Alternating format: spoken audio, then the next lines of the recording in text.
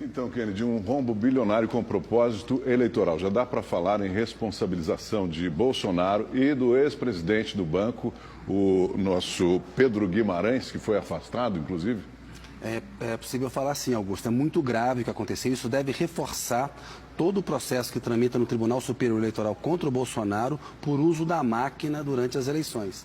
É grave esse rombo da Caixa, primeiro porque ele mostra um uso político de um banco público, um uso completamente sem limites, né? Não há paralelo na história recente do Brasil. O que o Bolsonaro fez para tentar se reeleger é um crime e precisa ser punido sob pena de se abrir um precedente para futuros presidentes usarem a máquina pública da maneira como ele usou. A gente não pode permitir. Então, nesse sentido, complica a situação dele do ponto de vista eleitoral, pode ter também complicação do ponto de vista penal.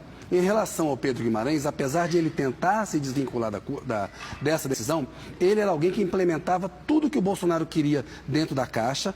A diretoria foi escolhida por ele, ele era um homem do Bolsonaro e mesmo após o afastamento por assédio moral e assédio sexual, ele continuou influenciando o Bolsonaro e os rumos da instituição. Portanto, é muito grave e desmonta o mito de uma gestão técnica, tanto do Pedro Guimarães quanto do Paulo Guedes, que era o ministro da Economia na época, que se dizia liberal. Não teve nada de liberalismo nessa gestão da Caixa, muito menos na do Paulo Guedes. Pelo contrário, eles foram coniventes com uma tentativa de fraudar a eleição. O uso da Caixa, a leitura é a seguinte: o Bolsonaro tentou fraudar a eleição, inclusive enganando os mais pobres, que precisavam do empréstimo e depois tiveram esse empréstimo cortado.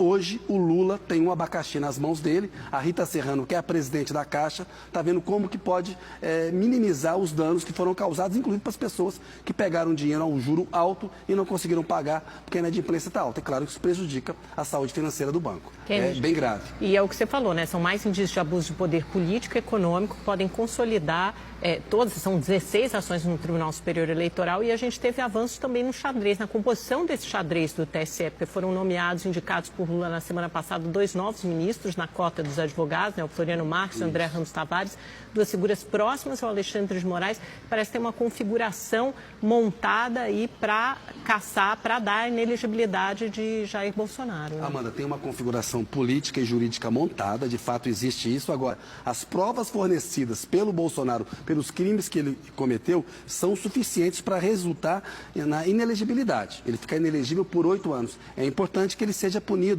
justamente para que a gente não abra um precedente. Um presidente da República não pode utilizar a máquina pública como o Bolsonaro utilizou no ano passado.